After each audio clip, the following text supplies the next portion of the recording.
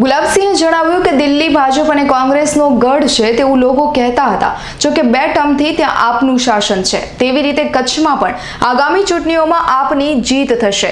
શિક્ષણ, આરોગ્ય સહિતના ક્ષેત્રે આમ આદમી પાર્ટીની સરકાર દ્વારા કરવામાં આવેલી કામગીરી લોકોએ વખાણી છે અને કચ્છ ગુજરાતમાં પણ આમ આદમી પાર્ટી સારું પ્રદર્શન કરશે। આ વેળાએ જિલ્લાના વિવિધ હોદ્દેદારો હાજર રહ્યા હતા। क्योंकि दिल्ली के बजट से 4 गुना बजट भी है और मुझे आज तक ये समझ में नहीं आया कि किसानों ने ऐसा क्या अपराध किया है कि जिस प्रदेश से माननीय प्रधानमंत्री जी बिलोंग करते हैं, आज उस प्रदेश के अंदर एमएसपी की गारंटी आज वहाँ पर भी नहीं। तो तमाम किसानों को एमएसपी की गारंटी भी हम देंगे आने वाले चुनाव के इस एजेंडे के अंदर। कृषि की 3 योजनाएं बना रही है कृषि के लिए। एक बार दोबारा एक बार प्लीज़ बोलिए। कृषि के लिए 3 कायदा लाने की बात कर रहे हैं, तो इसमें आपको किसानों को किस तरह से वो फायदा ये कमाल की बात ये है कि आज मुजफ्फरनगर में पूरे देश के किसान इकट्ठा हो रहे हैं और ये पहली सरकार है और ये पहला कानून लग रहा है मुझे पूरे आज़ाद हिंदुस्तान के इतिहास में कि सरकार किसानों का सर फोड़ फोड़ के ये बता रही है कि ये आपके हित का, आपके फ़ायदे का कानून है। उस पूरे उसको आप लॉ को पढ़ोगे तो उसके अंदर कहीं पे भी एमएसपी की गारंटी नहीं लिखी हुई है। उसके अंदर अंबानी और अडानी को पूरी तरह से जितने भी भंडारण हैं उनको दे दिया गया है। देश की जनता परेशान होगी, किसानों को मन मुताबिक वो लूटे जाएंगे, किसानों को मंडियों तक पहुंचने नहीं दिया जाएगा, प्राइवेट कंपनियां उनको खेतों से ही अनाज उठा के जाएगी और इस बात की भी गारंटी नहीं है कि उनकी फसल का दाम उनको मिलेगा भी कि नहीं मिलेगा। तो ये तमाम तरह के जो तीनों कानून आए हैं, इनको हर हालत में सरकार को अपनी हट छोड़कर इनको वापस लेना चाहिए, क्योंकि ये देश के किसान है, आतंकवादी नहीं है। करीबन 55,000 बूथ है जहाँ पे वोटिंग होती है और मनोज भाई जो कि महामंत्री हैं गुजरात के और मेरे साथ में रमेश भाई आए हैं जो संगठन मंत्री इस जोन के।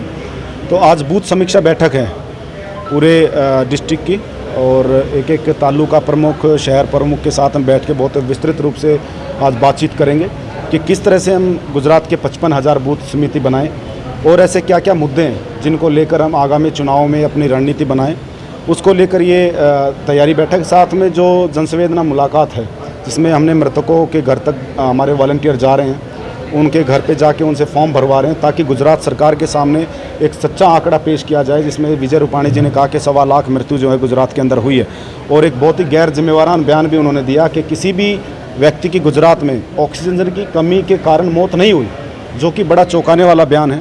उसका खुलासा भी हम करेंगे और 16 सितंबर को हमारा ये जो दौरा ये ख़त्म होगा, जिसमें सुदान जी, गोपाल इटालिया जी, तमाम हमारे जो प्रदेश के नेता हैं वो लोगों के पास जा रहे हैं, गांव-गांव जा रहे हैं। तो बहुत जल्दी हम ये जो जनसंवेदना मुलाकात है इसमें एक सच सामने लेके आएंगे गुजरात में कितने लोगों की मृत्यु हुई।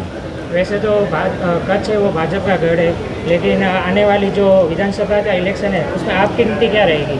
देखिए कि जब हम पहली बार दिल्ली में चुनाव लड़े थे तो दिल्ली को कांग्रेस का गढ़ कहा जाता था, भाजपा का गढ़ कहा जाता था। मैं मानता हूं कि जब आम आदमी जो है ना वो जागरूक होता है, उसको पता चलता है कि बेहतर शिक्षा आपको मिल सकती है अगर एक ईमानदार पार्टी सत्ता में हो, तो अच्छा स्वास्थ्य भी मिल सकता है, अच्छी सड़कें मिल सकती है, अच्छे कॉलेज मिल सकते हैं, अच्छी तो तमाम तरह के मुद्दे जो दिल्ली के अंदर हम लोगों के बीच में लेके गए। आज गुजरात के अंदर आप देखिएगा बिजली बनती है लेकिन महंगी सबसे ज़्यादा गुजरात में बनती है, लेकिन आज दिल्ली में आप देखें बिजली बनती नहीं है लेकिन देश में सबसे सस्ती बिजली मिलती है, 0 बिल आते हैं लोगों के। तो तमाम तरह के हमारे पास मुद्दे, उन मुद्दों को लेकर हम गुजरात के 6.5 करोड़ लोगों के बीच में जाएंगे और मुझे पूरा यकीन है कि 2022 का जो चुनाव है इसके जो परिणाम आएंगे वो बहुत चौंकाने वाले होंगे। किसानों के लिए आप कौन सा कार्य करेंगे? किसानों के लिए दिल्ली का जो क्षेत्र है उसके अंदर आप देखेंगे करीबन 1 लाख से ज़्यादा हेक्टेयर ज़मीन के ऊपर दिल्ली में खेतीबाड़ी होती है। दिल्ली के किसानों के ऊपर जब एक बार ओलावृष्टि हुई तो उनकी फसलें बर्बाद हुई।